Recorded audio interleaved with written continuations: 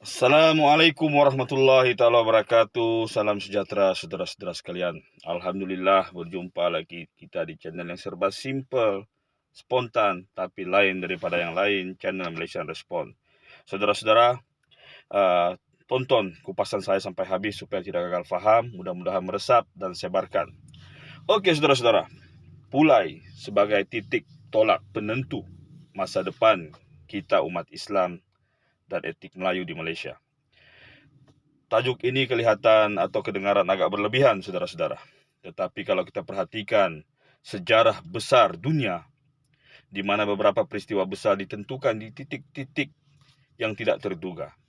Contohnya, saudara-saudara, ketika umat Islam terancam akan pupus sama sekali sewaktu serangan hebat tentera Mongol, apabila Baghdad, ibu kota Khalifah Abbasiyah, telah dimusnahkan, maka di satu titik kecil bernama Ain Jalut, di sempadan antara Palestin dengan Mesir, kita berjaya memenangi pertempuran berkenaan dan menjadi titik tolak kita punya survival. Begitu juga ketika tentera salib pada kemuncak kekuatannya sedang menjarah bumi Levante atau bumi Syria, Lubnan, Jordan, maka pada satu titik kecil, satu desa bernama Hatin, kita berjaya mengubah titik sejarah. Malahan peristiwa Perang Dunia Kedua, di satu titik kota di Rusia di pinggir sungai Volga bernama Stalingrad, disitulah nasib dunia ditentukan, sama ada menuju kapitalis atau sosialis Nazi.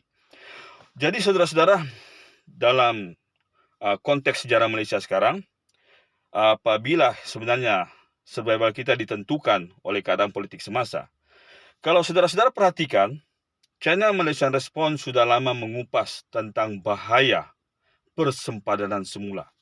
Ya, kalau saudara-saudara perhatikan, lama sebelum ada ahli politik mengupas tentang hal ini, Malaysian Respond sudah memandang ke depan.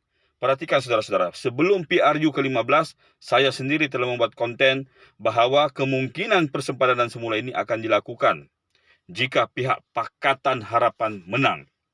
Okey? Walaupun pada ketika itu, saya berpendapat mungkin kemungkinan ini tipis kerana tidak mungkin mereka mencapai majoriti 2/3, tetapi apabila GPS Sarawak dan BN bergabung, serta tambahan 4 kerusi dari GRS, maka akhirnya mereka mencapai angka 148. Ini sangat-sangat besar signifikannya, saudara-saudara. Tetapi pada period pemerintahan yang pertama, mungkin mereka tidak lagi akan mengadakan penggubalan undang-undang untuk persempadanan semula.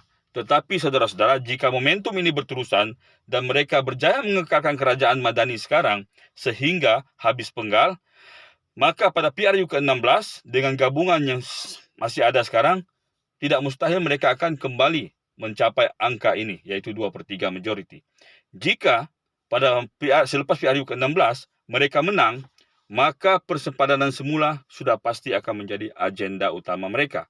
Dan mereka mempunyai merit, saudara-saudara. Karena kebanyakan kerusi-kerusi yang diubah ini mempunyai taburan pengundi yang ramai. Okey? Jadi ini masuk akal kalau kita lihat dari segi sudut keperluan pengundi dan wakil rakyat. Tetapi kalau kita lihat daripada pihak kita pula, ini sudah sedikit sebanyak mengubah senario lama yang menentukan persempadanan semula itu mengikut sempadan daerah yang kesesuaiannya. Jadi saudara-saudara, kenapa Pulai ini kita anggap sebagai titik tolak survival kita? Hanya satu kerusi, saudara-saudara. Bagaimana ianya boleh mengubah situasi? Of course, kalau Pulai menang, kerusi Perikatan Nasional akan bertambah menjadi 76. Okey? Akan menjadi 76. Dan akan berkuranglah jumlah daripada pihak Perikatan Nasional menjadi 146 atau 147 begitu. Tapi saudara-saudara, walaupun cuma satu kerusi, ianya akan mengalihkan sedikit momentum pergerakan Pakatan Harapan. Okey? Jika di Johor, sebuah kerusi yang pernah disandang oleh Allahyarham Datuk Salehuddin Ayub, seorang menteri dan seorang pemimpin kanan Pakatan Harapan berjaya ditawar oleh Perikatan Nasional, maka sudah tentu momentum berkenaan akan terganggu. Okey? Jadi saudara-saudara, walaupun hanya melibatkan satu kawasan parlimen, tetapi ingat signifikannya sangat-sangat besar, saudara-saudara, yaitu ianya akan membantutkan momentum kemenangan Pakatan Harapan menjelang PRN Negeri Sabah nanti. Kerana salah satu indikator terbesar nanti yang mungkin akan berlaku adalah PRN Negeri Sabah. Jika pada PRK Pulai Pakatan Harapan menang, maka ianya akan mengubah persepsi perjuangan pihak JRS yang menjadi penyandang di negeri Sabah sekarang. Karena daripada apa yang diwar-warkan sekarang, JRS kedengaran seperti mau bertanding di semua 73 kursi yang ada di negeri Sabah. Jika ini berlaku, maka sudah nyata bahwa JRS tidak mau bergabung dengan Pakatan Harapan. Jika mereka tidak mau bergabung dengan Pakatan Harapan, maka sudah tentu status quo kerajaan perpaduan di Sabah akan terganggu.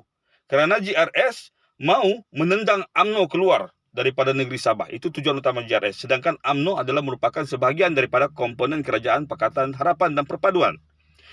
Jika ini berlaku saudara-saudara, maka tidak mustahil PRN Sabah akan menjadi penentu landscape apa yang bakal berlaku pada PRU ke-16. Tetapi jika Pakatan Harapan menang di Pulai, maka Ketua Menteri Sabah Datuk Seri Panglima Haji Noor mungkin akan berfikir pula sama ada mau kembali pada matlamat asalnya, itu bertanding semua 73 kerusi dan keluar dari Pakatan Harapan, ataupun beliau kekal dengan tujuan asal tadi. Jadi PRK Pulai sebenarnya adalah penentu kepada apa yang bakal berlaku di PRN Sabah nanti. Dan apa yang berlaku di PRN Sabah nanti adalah juga penentu kepada apa yang bakal berlaku di PRU yang ke-16 nanti. Jadi kepada pengundi-pengundi di Pulai, sama ada Bumi Putra Islam atau tidak, jika kita mau mengekalkan keharmonian yang lama yang pernah kita kecapi sebelum Perdana Menteri yang sekarang ini masuk dalam kancah politik negara, maka kita harus mengekalkan apa yang pernah kita kecapi dulu. Oke? Kemajuan, perpaduan, kestabilan, semua pernah kita kecapi. Tetapi menjelang tahun 98, hal ini semua punah disebabkan kerana seorang pemimpin yang tidak perlulah saya sebut di sini. Jadi saya harap saudara-saudara yang berada di Pulai berfikir dengan matang, begitu juga pengundi-pengundi di Simpang Jeram. Pastikan pada pilihan raya kali ini, apa yang pernah kita kecapi dulu dikekalkan. Wallahu a'lam bishawab. Assalamualaikum warahmatullahi taala wabarakatuh.